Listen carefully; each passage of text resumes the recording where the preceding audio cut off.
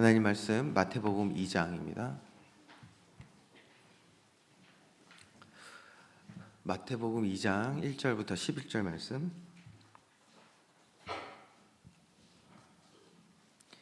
마태복음 2장 1절에서 11절 말씀을 한 절씩 교독하겠습니다. 헤로드 왕 때에 예수께서 유대 베들레헴에서 나심에 동방으로부터 박사들이 예루살렘에 이르러 말하되 이는 왕으로 나시니가 어디 계시냐? 우리가 동방에서 그의 별을 보고 그에게 경배하러 왔노라 하니. 헤로드 왕과 온 예루살렘이 듣고 소동한지라. 왕이 모든 대대장과 백성의 서기관들을 모아 그리스도가 어디서 나겠느냐 물으니. 이르되 유대 베들레헴이오니 이는 선지자로 이렇게 기록된 바 또 유대 땅 베들레헴아 너는 유대 고을 중에서 가장 작지 아니하도다. 내게서 한 다스리는 자가 나와서 내 백성 이스라엘의 목자가 되리라 하였음이니이다. 이에 헤롯이 가만히 박사들을 불러 별이 나타난 때를 자세히 묻고 베들레헴으로 보내며 이르되 가서 아기에 대하여 자세히 알아보고 찾거든 내게 고하여 나도 가서 그에게 경배하게 하라. 박사들이 왕의 말을 듣고 갈새 동방에서 보던 그 별이 문득 앞서 인도하여 가다가 아기 있는 곳 위에 머물러 서 있는지라. 그들이 별을 보고 매우 크게 기뻐하더라. 우리 11절 같이 읽겠습니다. 집에 들어가 아기와 그의 어머니 마리아가 함께 있는 것을 보고 엎드려 아기께 경배하고 보배합을 열어 황금과 유황과 모략을 예물로 드리니라. 아멘. 요즘 날씨가 이제 점점 풀리고 있는데 날씨가 풀려서 긴장을 우리가 같이 좀 풀 수가 있는데요. 조심해야겠더라고요. 저도 없던 비염 증상이 좀 있고 해서 요즘 이게 날씨가 좋은 게 아니구나. 그 황사하고 미세먼지가 우리의 건강을 요즘 위협하고 있는 그런 때인 것 같습니다. 그래서 먼저 오늘 예배 우리 말씀 듣기 전에 우리 옆에 분하고 같이 좀 인사했으면 좋겠습니다. 이런 모든 것들을 담아서 같이 좀 인사해야겠는데요. 영육 간의 강건함을 회복하는 날 됩시다.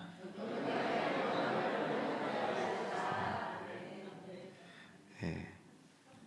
말씀 들으려면 건강도 해야 됩니다. 네. 자, 오늘 특별히 총여전도의 헌신 예배로 우리 같이 예배 드립니다. 여전도에서 참 교회 여러 모양으로 많은 헌신을 하고 계신데요.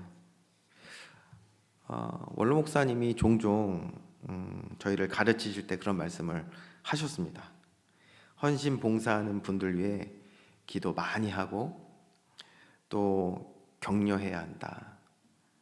그래야 주신 사명을 잘 감당하고 지치지 않고 이렇게 잘 마무리할 수 있다. 이런 말씀을 종종 해주셨어요. 저는 그래서 총여전도회 뿐만이 아니죠. 모든 그 헌신자들을 생각하고 할 때 어떻게 하는 게 가장 그들 위하는 것인가라고 생각을 하다가 온전히 은혜 받는 시간을 우선 만들어야겠다라는 생각을 했습니다. 그래서 오늘 모든 사역을 다 좀 내려놓고 연합 예배로 이렇게 드리는 건데요. 오늘 이 시간 우리의 영혼이 세임 얻는 은혜의 시간 되어서 맡겨주신 사명 또 잘 감당해 나갈 수 있는 저와 여러분 되기를 주님의 이름으로 축원드립니다. 특별히 주를 위해 기쁨과 감사로 주의 일에 동참된 우리 모든 우리 여전도회 총여전도회 우리 성도님들 가운데 하나님이 주시는 참된 복이 넘쳐나기를 주님의 이름으로 축원드립니다. 자, 본론의 말씀 우리가 이제 같이 봐야겠는데요. 이 복음서를 이어서 우리가 오늘도 말씀을 보겠습니다. 그리고 오늘 내용 너무나 잘 아시는 내용이죠. 말씀이에요. 예수님의 탄생과 관련된 내용이에요. 그래서 보통 이 말씀을요, 절기에 특별히 크리스마스 때 우리가 같이 많이 나누죠. 그런데 오늘 헌신 예배란 말이에요. 고민을 했어요. 헌신 예배인데 이 말씀을 할까라는 생각을 고민을 했습니다. 제가 목회 연구 기간에 있었던 일화를 하나 말씀드릴게요. 자, 매년 이제 매년 이제 2월 한 달을 목회 연구를 하지 않습니까? 근데 그 연구 기간에 몇 가지가 있어요. 가기 전에 제가 제일 먼저 하는 게 있는데, 가기 전에 뭐를 하냐면 1년 예배 스케줄을 먼저 짭니다. 이게 빨리 필요해요. 왜냐면은 저만 하는 게 아니라 우리 목회 연구 기간에는 우리 각 기관들이 같이 사역을 준비하지 않습니까?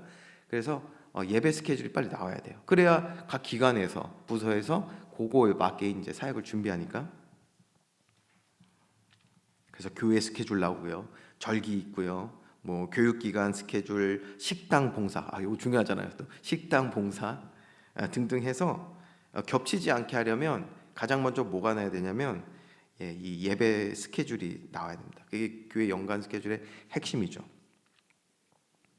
그래서 헌신 예배도 특별히 어느 부서가 언제 하고 이거를요 다 겹치지 않도록 또 잘 조정을 또 해야 되고요.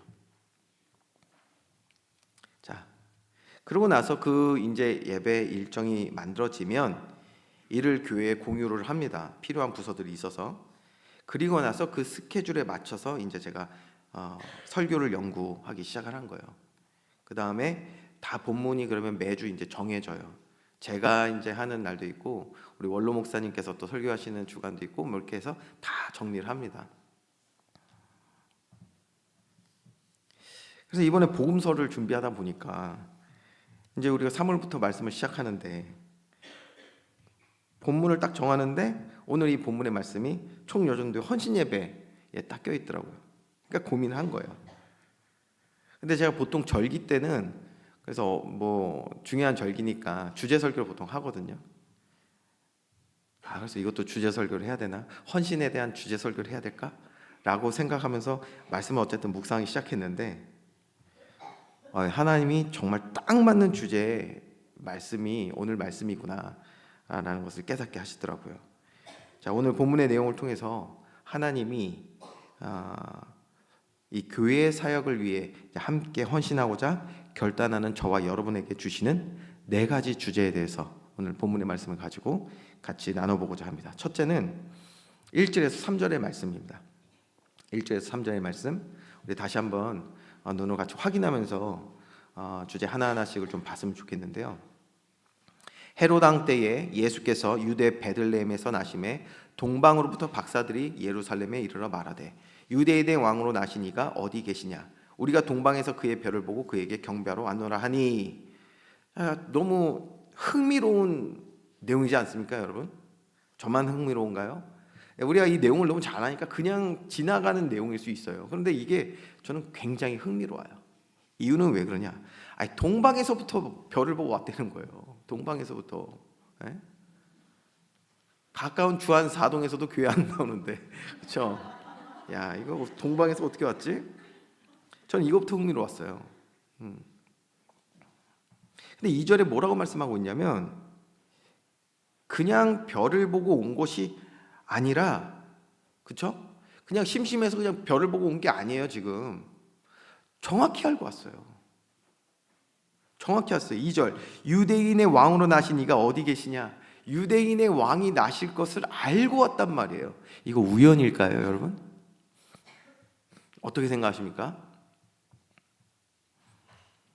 이거 굉장히 놀라운 사실입니다. 어떻게 이스라엘 백성, 유대인도 아니에요, 이방인들이 성경에 예언된 메시아가 나실 것을 이리 정확히 알고 있을 수 있을까? 여러분, 비밀은 어디 있냐면 이 동방이라는 단어 있어요. 동방이라는 단어 있는데 이 동방은 지금 어디를 의미하냐면 성경학자들이 연구해 보니까 대부분 이 동방이 바로 바벨론일 것이다 라고 말을 합니다. 바벨론. 저도 이렇게 쭉 찾아보니까 바벨론이 확실히 맞는 것 같아요. 물론 이사야서에도 보면 예수님의 이제 탄생에 대한 아주 구체적인 비슷한 내용이 있지만 그것도 역시 그 이사야서가 써있던 페르시아, 그러니까 성경의 바사, 고레스 왕 때 거기가 아니냐, 동방이 페르시아 아니냐, 바사 아니냐 라고 얘기하는 사람도 있지만 저는 바벨론일 가능성이 더 크다고 봅니다. 2가지 이유에서요. 첫 번째는 바벨론이요, 그냥 역사적으로 천문학에 굉장히 뛰어난 나라였어요. 천문학에. 그러니까 항상 해와 별을 보면서 연구하는 것을 굉장히 잘한 나라가 바벨론이었다. 두 번째는 여러분 아시죠? 후 바벨론, 그러니까 바벨론이 가장 강됐을 때 어떤 나라를 점령하죠? 바로 이스라엘을 점령합니다. 그래서 이스라엘이 포로되었던 나라가 바로 바벨론이거든요. 이게 누구 때죠? 야, 이렇게 질문할 줄 몰랐죠? 항상 긴장하고 있었대요, 예배 시간에. 어떤 시대에 이스라엘 그 유대인들이 바벨론의 포로가 됐습니까? 또 안 들리는데 이거 알면 뭐 이제 성경 박사죠. 다니엘과 새 친구 때. 다니엘과 새 친구 때요. 그래서 당시 다니엘이요, 그냥 포로로 가지 않고요, 그 나라에서 뭐라고 불렸냐면 학자라고 불렸어요. 학자. 성경에서 보니까 학자라고 그가 불렸거든요. 박사로 불렸어요. 그러니까 바벨론의 박사들과, 천문학을 하는 그 박사들과 같이 같은 직책을 가지고 있었던 게 누구냐면 그게 다니엘이에요. 그래서 성경을 보면 그 근거가 정확히 기록되어 있는데요. 하나님이 다니엘에게, 가브리엘 천사를 통해서 다니엘에게 주셨던 예언의 말씀이 있습니다. 다니엘서 9장 25절에서 26절의 말씀인데 길죠. 그리고 뭐 말이 옛날 말이어서 좀 어려운데 제가 좀만 읽어드릴게요. 그러므로 너는 깨달아 알지니라. 지금 하나님의 그 언약의 말씀을 누구요? 저 가브리엘을 통해서 지금 다니엘에게 주시는 내용이에요. 예루살렘을 중건하라는 영이 날 때부터 기름 부음을 받은 자 곧 왕이 일어나기까지 7이레와 62이레가 지날 것이요 그 곤란한 동안에 성이 중간되어 광장과 거리가 세워질 것이며 62이레 후에 기름 부음 받은 자가 끊어져 없어질 것이며 장차 한 왕의 백성이 와서 그 성읍과 성소를 무너뜨리려니와 그의 마지막은 홍수에 휩쓸림 같을 것이며 또 끝까지 전쟁이 있으리니 황폐할 것이 작정되었느니라. 이렇게 말씀하고 있어요. 이 예언의 말씀을 주신 거예요. 여러분도 읽으시면서 뭐가 뭐지라고 생각하실 수 있습니다. 근데 이건 지금 날짜들을 얘기하고 있어요. 날짜들을 얘기하고 있는데 이것을 이제 다니엘이 받고 이제 다니엘이 마음에 품고 이것을 깊이 기도하며 연구했겠죠. 그래서 날짜들이 계산이 정확하게 나온 거예요. 어떤 날짜가 나왔냐? 예수님이 이 땅에 태어나실 날짜가 이때 정확히 예언이 됐다는 것입니다. 자, 중요한 것은요, 보세요. 이렇게 그 성경의 예언의 말씀으로 다니엘에게 이렇게 환상 가운데 이 말씀을 주셨는데, 예언을 주셨는데, 정확한 날짜로 예수님이 나실 것을, 또 그가 어떤 일들을 행하실 것을 날짜적으로 쭉 기록을 한 거예요. 이게 근데 왜 동방에 중요하냐니까요. 아니, 동방 사람들한테 이게 왜 중요해요? 이스라엘 사람이면 내가 이해를 하겠어. 동방 사람들한테 이게 중요했어요. 그래서 이게 너무 중요해서 멀리서 와서 경배를 하고요. 오늘 본문의 내용 보니까 경배하고요. 그 정도 아니에요. 값진 예물을 드릴 정도로 이들에게 지금 중요했단 말이에요. 무엇이? 예수님의 탄생이. 여러분 보세요. 내 일이 아니면, 나의 일이 아니면 관심도 없는 게 사람이잖아요. 그렇죠? 여러분 아무리 옆쪽 나라에요 큰 일이 일어나도요 내 일 아니면 별로 관심 없습니다. 그러니까 이 말은 무슨 얘기냐면 동방 박사들에게는 이게 정말 중요한 사건이라는 거예요. 예수님이 이들에게 이렇게 중요한 사건이 되었다는 것은 무엇을 의미합니까? 이거는 누군가가 이들에게 복음을 증거했다는 뜻이에요. 아멘이십니까? 복음을 증거한 거예요. 그게 누굽니까? 당연히 다니엘이겠죠.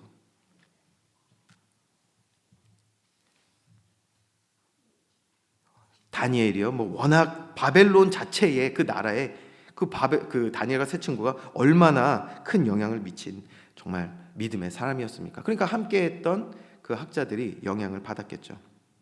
중요한 것은 무엇이냐? 이들이 이렇게 다니엘이 될 수도 있고 아니면 그 다른 사람이 될 수 있겠죠. 누군가에게 복음의 비밀, 하나님의 구원에 대해서 듣고 이것을 마음에 깊이 담고 있었던 거예요. 이들이 하나님을 만나는 길, 구원의 능력, 죄와 사망의 문제를 해결하신 하나님께서 이 땅에 오신다. 얼마나 이들에게 충격이었을까요? 이게 마음에 담겼다면. 그렇죠? 이렇게 확실히 믿어 마음에 담으니 이들은 예수님이 오실 그날을 여러분 뭐 했을까요? 그날을 기대하고 소망한 거예요. 기대하고 소망한 거예요. 오늘 주님 만나는 이 날이 여러분에게 기대와 소망으로 가득하기를 주님의 이름으로 축원드립니다. 우리 그렇게 예배 드리자니까요. 저와 여러분 구원의 의미와 결과가 무엇인지를 바로 알고 내게 허락하신 구원, 예수 그리스도의 축복을 날마다 기대하고 소망하는 자로 이 살아가는 은혜 있을 때 하나님 얼마나 기뻐하실까? 자, 그리스도를 기대하고 소망하는 삶, 이것이 우리 헌신자들의 첫 번째 신앙의 자세가 되어야 될 줄 믿습니다. 그리스도를 기대하고 소망하는 삶. 자, 그러면 두 번째는 무엇이냐? 4절에서 5절 말씀이에요. 4절에서 5절 말씀. 4절에서 5절 말씀. 요거는 여러분이 다시 한번 합독해 보겠습니다. 4절 5절 말씀. 4절에서 6절 말씀. 시작. 왕이 모든 대제사장과 백성의 서기관들을 모아 그리스도가 어디서 나겠느냐 물으니 이르되 유대 베들레헴이오니 이는 선지자로 이렇게 기록된 바 또 유대 땅 베들레헴아 너는 유대 고을 중에서 가장 작지 아니하도다 내게서 한 다스리는 자가 나와서 내 백성 이스라엘의 목자가 되리라 하였음이니이다. 아멘. 자, 보면 4절에 한 왕이 나오는데 이 왕은 그 유명한 헤롯 왕입니다. 헤롯 왕. 유다 전 지역을 다스린 왕이었죠. 이 소식을 동방 박사가 온 거예요. 예? 헤롯 왕을 찾아왔단 말이에요. 놀랐겠죠. 들은 내용이 더 놀라워요. 그래서 어떻게 했습니까? 유대의 종교 지도자들 다 불러 모은 거예요. 이게 사실이냐? 이들이 말하는 게 참이냐? 그래서 어디까지 물어보죠? 어디에서 나게 될지에 대해서 묻습니다. 그랬더니 종교 지도자들이 이거를요, 물어본 질문 내용을 술술 다 이야기를 합니다. 여러분, 이거를요, 다 얘기해요. 어디에서 나실지를 얘기를 해요. 성경을 통해서 보니까 이 지역에서 나신답니다. 지역도 알아. 그러면 이들이 시간을 알았을까요? 몰랐을까요? 제가 봤을 때는 다니엘처럼 알았을 거예요, 분명히. 지식으로는 이들 다 알고 있어요. 누가요? 종교 지도자들이. 그런데 이들은 그리스도에 대한 기대와 소망이 없어요. 아니, 물어보니까 말한다니까요. 그저 자신들의 삶이 잘 되는 것에만 관심 두고 있었던 게 누구냐? 그게 종교 지도자들이에요. 어떻게 하면 더 돈을 받고, 어떻게 하면 더 사람들한테 영광 받고, 이런 거에 관심이 있었어요. 복음에는 관심이 없었단 말이에요. 반대로 아까 그 동방의 박사들은 어떻습니까? 복음을 듣고요. 복음을 듣고 마음에 담아 믿음으로 주가 오실 것을 기대하고 소망하니까 그들의 삶에는 당연한 행위가 동반이 되는데 어떤 행위를 했습니까? 말씀을 연구하고 묵상하고 더 나아가 주를 맞이하기 위해 직접 찾아오는 행위. 주를 찾는 자. 이게 주를 찾는 자들입니다. 저와 여러분 주를 찾는 자 되기를 주님의 이름으로 축원드립니다. 복음을 정말 깨닫고 마음에 품으니까 이런 뜨거운 뭐가 나오는 거예요? 열정과 헌신이 나오게 되는 줄 믿습니다. 여러분, 그래서 헌신 이전에 우리는 반드시 뭘 해야 됩니까? 바른 복음을 마음에 품어야 될 줄 믿으시기 바랍니다. 이게 필요한 거예요. 보시라니까요. 이거 몰랐을 리가 없어요. 종교 지도자들이 다 얘기해 주잖아요. 장소가 어딘지까지 얘기해 주잖아요.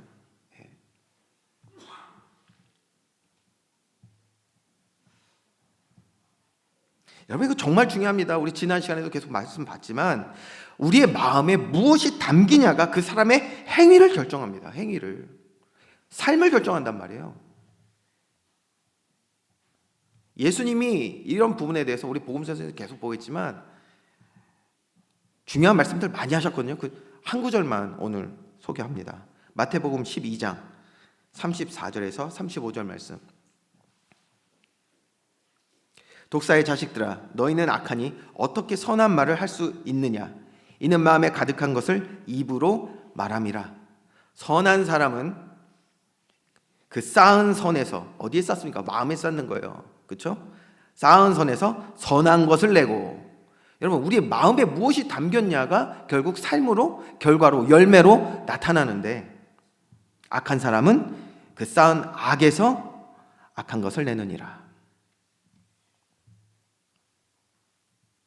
마음에 쌓인 것이 삶으로 그대로 나타난다는 것을 예수님 말씀하신 것이죠. 그래서 오늘 동방 박사들이 이 바른 복음을 듣고 주를 기대하고 소망하게 되었으며 이로 인한 바른 열정과 헌신이 동반이 되었다는 것을 우리는 잘 기억해야 되는 것입니다. 그래서 여러분 보세요. 틀린 복음을 들으면, 잘못된 복음을 들으면 어떻게 되겠습니까? 헛된 기대와 소망을 하게 되는 거예요. 그래서 이는 우리가 아무리 열심히 하고 정성을 다한다고 해도 이는 무익한 열정과 헌신이 된다는 것을 우리는 주의를 해야 되는 거예요. 그러니까 무익하게 되는 거예요. 자, 중간 정리를 좀 해볼게요. 바른 복음은 그리스도에 대한 바른 기대와 소망을 마음에 가지게 합니다. 우리가 바른 복음을 들으면 예수님을 정말 기대하고 소망해야 되는 거예요. 천국을 소망하는 자가 될 줄 믿으시기 바랍니다. 하나님을 소망해야 되는 거예요.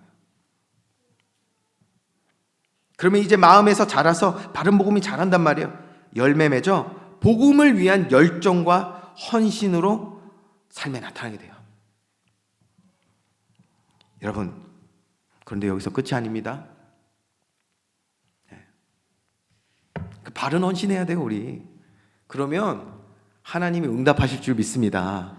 바른 복음 가운데 헌신하면 하나님의 응답이 우리에게 나타나는데, 그래서 끝이 아닌 거예요. 세 번째, 그러면 여러분 어떤 놀라운 일이 일어나냐? 하나님이 친히 이 동방 박사 그들의 삶을 지켜 보호하시며 인도하신 줄 믿으시기 바랍니다.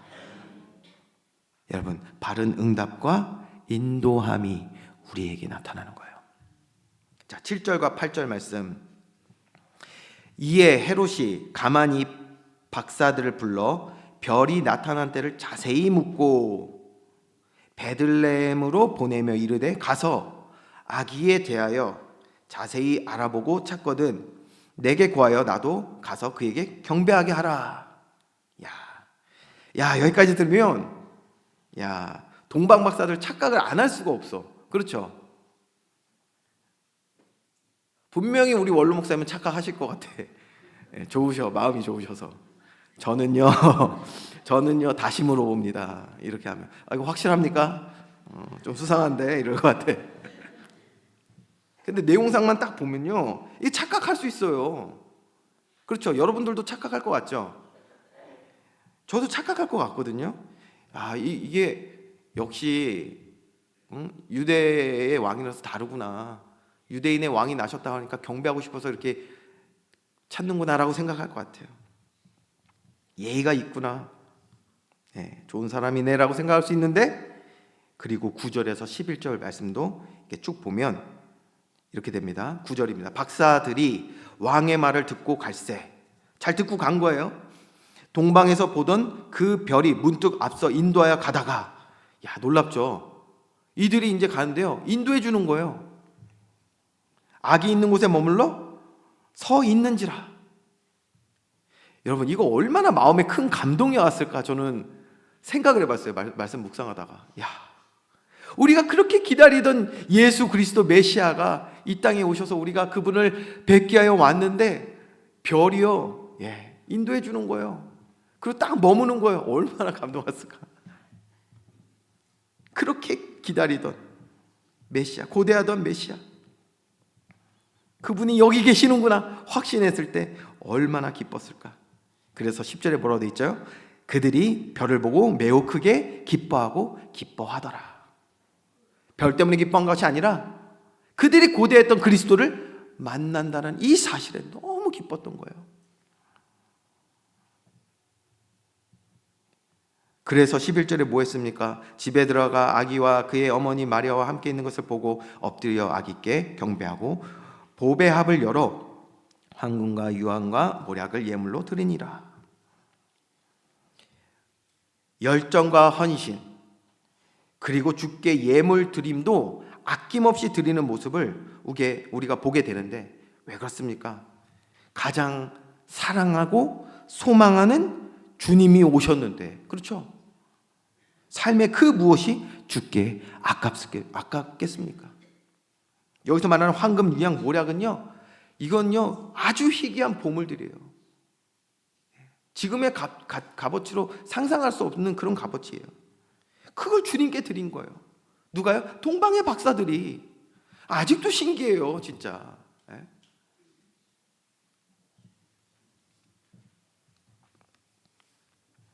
자, 그런데요, 여기서 우리가 놓치지 말아야 하는 게 있는데, 이렇게 너무나도 은혜가 충만한 상황이잖아요. 너무 은혜 충만해요, 지금.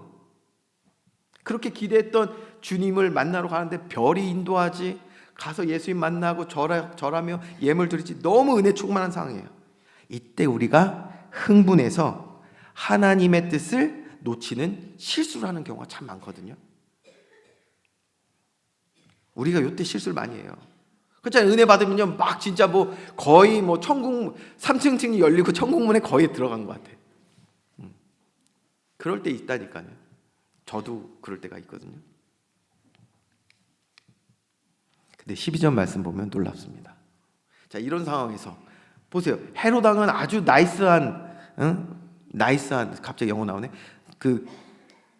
괜찮은 사람 같지. 그리고 상황은 이렇지. 너무 기뻐서 어떻게 할 것 같아요? 웬만한 사람, 야, 나 빨리 가서 저 헤롯 왕한테 가서 얘기해줘야겠다. 그럴 법한데 12절 말씀, 여러분 12절 말씀 한번 읽어볼까요? 시작. 그들은 꿈에 헤롯에게로 돌아가지 말라 지시하심을 받아 다른 길로 고국에 돌아가니라. 아멘. 여러분, 성령인도 받는 은혜의 길을 주님의 이름으로 축원드립니다. 다시요, 이거 상황적으로 보면 이거 진짜 혼란스러워요. 헤롯 왕은 환대하고 있죠. 환대하는 것 같이 보이죠. 상황적으로는 지금 많이 업돼서 흥분되죠. 아마 제 생각엔 잠도 제대로 못 잤을 거란 말이에요. 그 정도로 감정에 사로잡혀 있을 법한데, 하나님이 복음 가진 이 사명자들을 어떻게 하시냐? 말씀으로 정확히 인도하시는 줄 믿으시기 바랍니다. 이런 응답을 받는 우리들의 삶이 되어야 될 줄 믿습니다. 이게 성령인도. 무엇으로? 말씀으로. 여러분, 하나님이 나와 함께 하심이 무엇입니까? 이것이 참된 복인 줄 믿습니다. 임마누엘. 우리 지난주에 말씀 나눴잖아요. 우리의 마음밭에 얼마나 세상 것들 많이 지금 신겨놨는지. 우리는요, 복을 착각한다니까요. 저와 여러분, 하나님 우리를 창조하실 때부터의 참된 복은 뭐다? 하나님과 함께하는 것입니다.